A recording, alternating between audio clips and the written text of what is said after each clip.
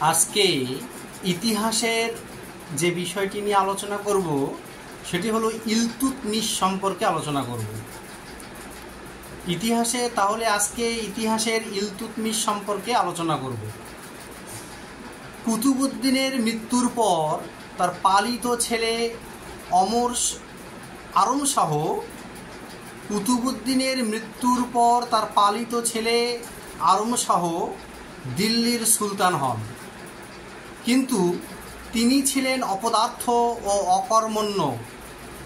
তাই তাকে সিংহাসনচ্যুত করে 1211 খ্রিস্টাব্দে কুতুবউদ্দিনের জামাই ইলতুৎমিশ দিল্লির সিংহাসনে বসেন।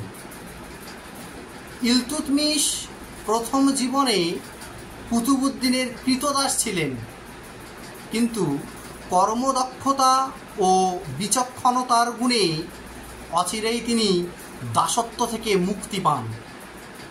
কুতুবউদ্দিন নিজের মেয়ের সঙ্গে তার বিয়ে দিয়ে তাকে বদায়ুনের শাসনকর্তা নিযুক্ত করেন।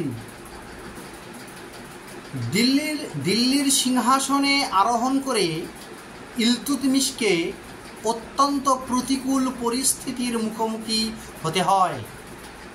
নাসিরউদ্দিন কুবাচা সিন্ধু দেশে স্বাধীনতা ঘোষণা করে পাঞ্জাব অধিকারের চেষ্টা করেন,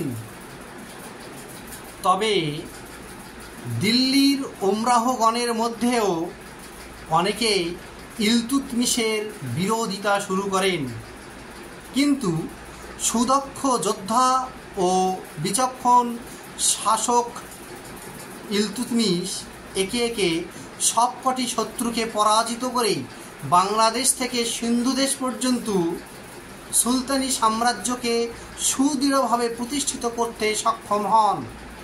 তার ক্ষমতার পরিচয় পেয়ে বাগদাদের খলিফা ইলতুৎমিশকে ভারতে ইসলামের রাজ সম্মান সুলতান-ই-আজম উপাধিতে ভূষিত করেন।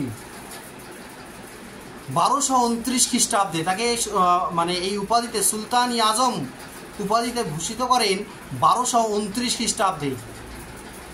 ইলতুৎমিশও তার মুদ্রায় নিজেকে খলিফার প্রতিনিধি বলে স্বীকার করেন। ফলে মুসলমান সম্প্রদায়ের মধ্যে ইলতুৎমিশের মর্যাদা ও প্রতিপত্তি বহু গুণে বৃদ্ধি পায়। এইভাবেই তিনি দিল্লির সুলতানিকে কার্যত স্বাধীন করতে পেরেছিলেন বলে ঐতিহাসিক কে এ নিজামী মনে করেন।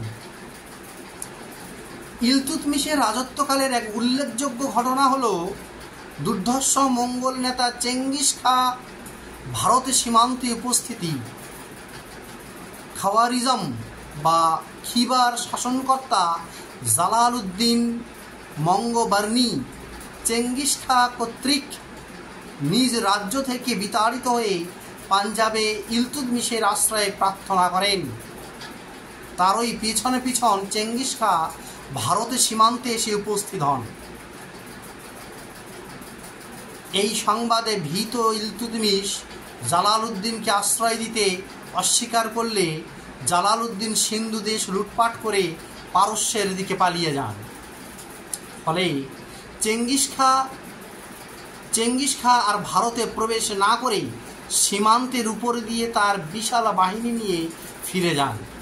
এভাবেই ইলতুৎমিশের রাজনৈতিক বিচক্ষণতায় শিশু সুলতানি রাজ্য তথা ভারতবর্ষ যে যাত্রায় ধ্বংসের হাত থেকে রক্ষা পায়। ইলতুৎমিশ একজন ধর্মপরায়ণ, বিদ্যোৎসাহী ও শিল্পানুরাগী নরপতি ছিলেন। কুতুব মিনারের নির্মাণ কাজ তিনি সম্পন্ন করেন।